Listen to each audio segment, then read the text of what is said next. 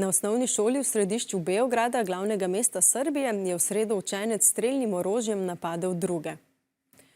Ker ste v medijih in na družbenih omrežjih o tem slišali različne informacije, imate gotovo veliko vprašanj in skrbi. Tudi na Snapchatu ste napisali, da vas dogodek navdaja z neprijetnimi občutki. Kako ravnajo ob tem, smo vprašali mlade na osnovni šoli Trebnje. V Srbiji imajo 3-dnevno žalovanje za žrtvami strelskega napada, v katerem je 13-letni učenec na osnovni šoli v Beogradu z očetovo pištolo ubil 8 učencev in varnostnika, ranil pa 6 učencev in učiteljico.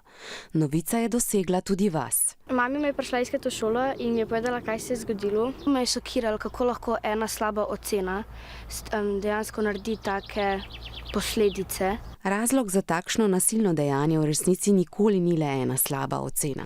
Poleg šolskega neuspeha lahko k takšnim skrajnim dejanjem pripomorejo še osamljenost, to, da se ne znamo postaviti zase, težke razmere doma, nezadovoljstvo z zunanjostjo. In čeprav vprašanja o vzrokih za take dogodke nimajo jasnih odgovorov, je dobro, da o njih razmišljamo.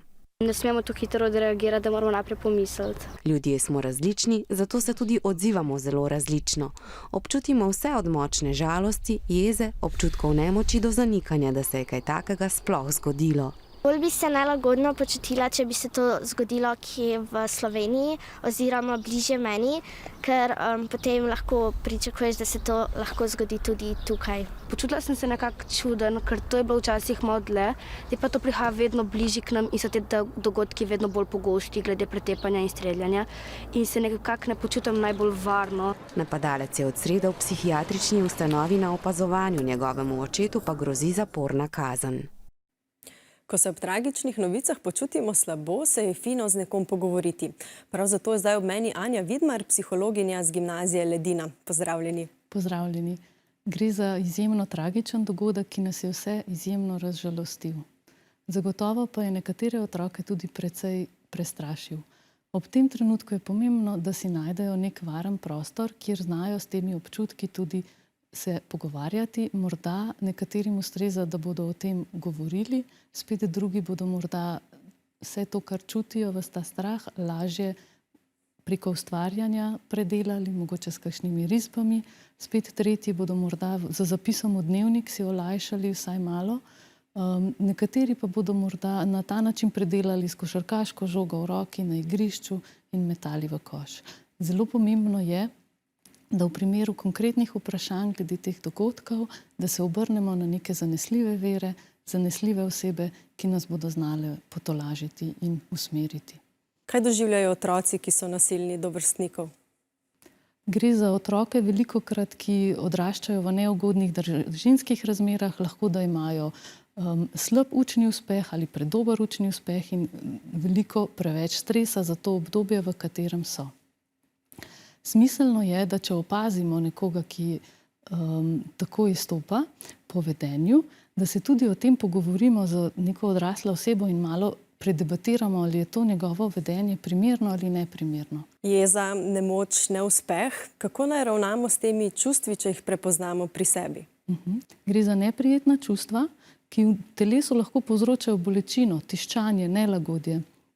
Tako da je smiselno, da se z njimi pogovarjamo, da probamo razumeti, kaj nam skušajo povedati.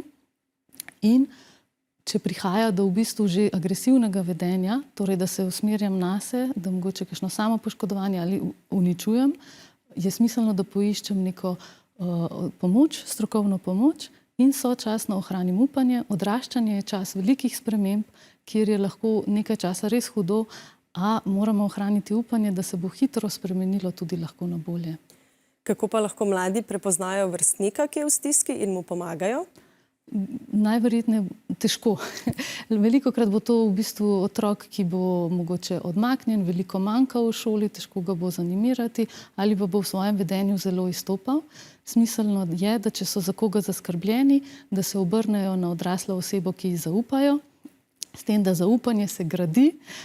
Če prva oseba ni vredna zaupanja, naj grejo do druge osebe in naj vztrajajo in poiščejo pomoč. Kaj pa moramo narediti odrasli? Odrasli moramo otroke zaščititi in poskrbeti za njih. Odrasli moramo biti odrasli, vzeti si moramo čas. Velikokrat otroci ne bodo na hitro povedali, kaj se jim je zgodilo in kaj jih skrbi, ampak nas bodo najprej malo testirali, tako da moramo res biti tam za njih fizično in potem tudi psihično in vključiti tudi različne strokovnjake iz različnih področij. Najlepša hvala za pogovor. Hvala tudi vam.